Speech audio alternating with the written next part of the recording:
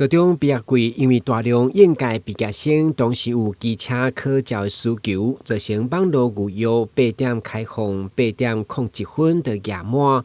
筆記員姚忠成在總日順考試，要考照比過年高鐵票更加歹搶，加上筆試甲路考的整體困難度提升，無及格比率增加，所以議員要求寒暑假考照名額要加倍開放。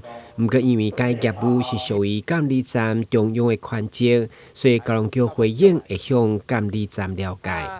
真吼，若要考駕照比冬天更較困難，甚至閣比像咧過年要搶高鐵的車票更較困難。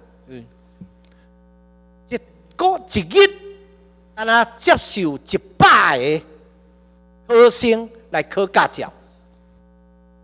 造成考生為着要考這張駕照報袂入，這些業務都是監理站在處理的業務。有關這個業務，今仔日我就甲你反映啊，我就來提出來質詢啊。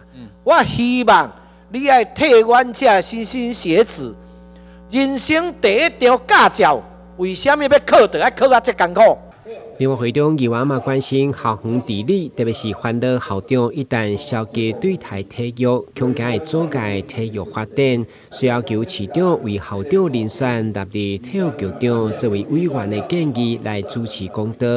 對此，市長表示，行政權未當干涉，不過會想辦法對遴選制度來調整，確保基層運動的永續發展。台南新聞，阮吉張所為採訪報道。